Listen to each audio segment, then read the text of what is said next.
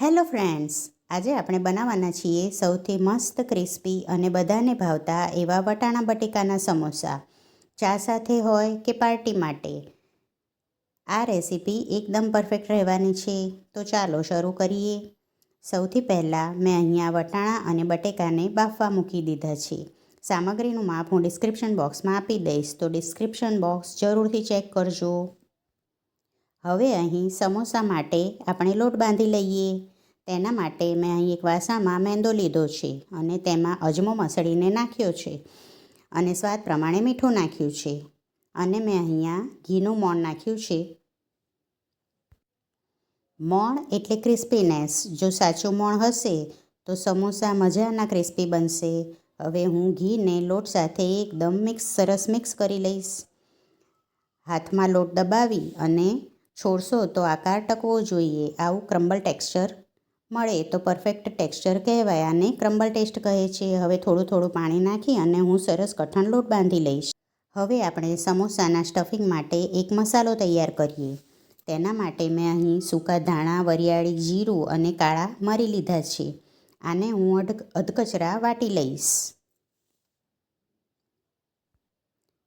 હવે આપણે સ્ટફિંગ તૈયાર કરીએ. તો આના માટે એક કઢાઈમાં મેં તેલ લીધું છે. તેલ ગરમ થાય એટલે તેમાં મેં હિંગ નાખી છે. પછી વાટેલા આદું અને મરચાં નાખ્યા છે. તેને થોડીક વાર માટે સાંતળવા. પછી તેમાં મેં હળદર નાખી છે. તેને મિક્સ કરી અને તેમાં વાટેલો સૂકો મસાલો નાખવો અને તેને સારી રીતે મિક્સ કરવું. પછી તેમાં બાફેલા બટેકાનો માવો નાખવો અને વટાણા નાખવા.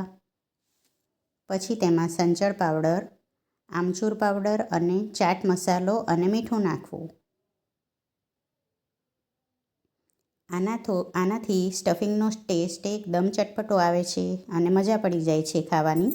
હવે બધી વસ્તુને સારી રીતે મિક્સ કરી લેવું. હવે તેમાં કોથમીર નાખવી અને મિક્સ કરી લેવું. મસ્ત ફ્લેવરફુલ સ્ટફિંગ તૈયાર છે. હવે આપણે સમોસા બનાવી લઈએ. તો લોટ સરસ તૈયાર છે અને સ્ટફિંગ પણ ઠંડુ થઈ ગયું છે. તો અહીં લોટમાંથી મેં એક લુવો લઈ અને વણી લઈશ. જો રેસીપી ગમે તો વિડીયોને લાઇક, શેર અને કોમેન્ટ કરવાનું ના ભૂલતા. અને હા, નવી મસ્ત મજાની ગુજરાતી રેસીપી માટે ચેનલને સબસ્ક્રાઈબ કરવાનું પણ ના ભૂલતા. આવી રીતે સરસ રોટલી વણી લેવી અને તેની થિકનેસ આવી રાખવી, બહુ જાડી પણ નહીં અને પાતળી પણ. હવે અહીં બાળકો માટે મેં થોડા ટોફી શેપના સમોસા બનાવ્યા છે.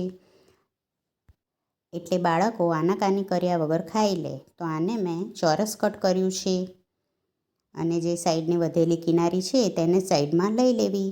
પછી તેના 2 ભાગ કરવા અને એક ભાગ લઈ અને ચારે બાજુ કિનારી પર પાણી લગાવી લેવું.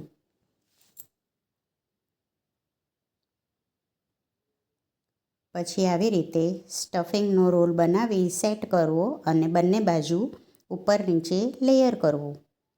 સારી રીતે પ્રેસ કરતા જવું અને સાઈડની કિનારી કાપી શેપ આપી દેવો.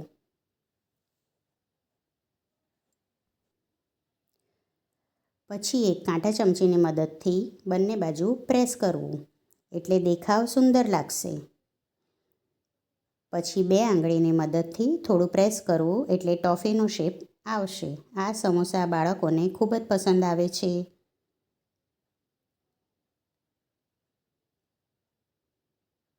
જુઓ, તૈયાર છે ટોફી સમોસા.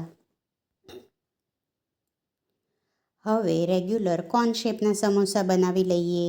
તેના માટે રોટલી થોડી લંબગોળ વણવી. પછી તેના 2 ભાગ કરી કિનારીએ પાણી લગાવી અને તેને કોન શેપમાં વાળી લેવા. આ સમોસા બનાવવા એકદમ સરળ છે.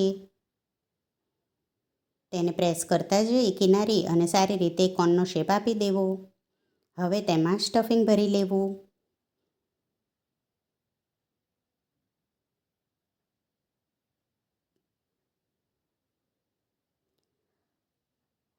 અને આવી રીતે નીચેથી લેયર અને ઉપરની લેયરને પ્રેસ કરી અને સારી રીતે વાળી લેવા.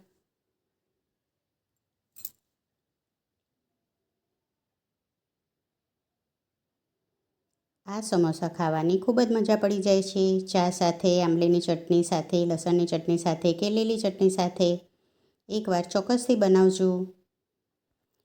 હવે આને લો ટુ મીડિયમ ફ્લેમ પર ગોલ્ડન બ્રાઉન તળી લેવા. ધીમે ધીમે ગોલ્ડન કલર આવે તો ક્રિસ્પી લેયર બનશે.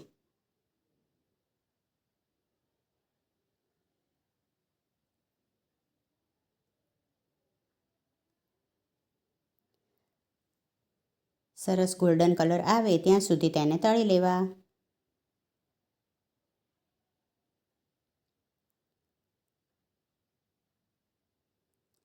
જુઓ, આ જ ઓરિજિનલ ઓળખ છે સમોસાની. હવે હું અહીંયા બધા સમોસા તળી લઈશ.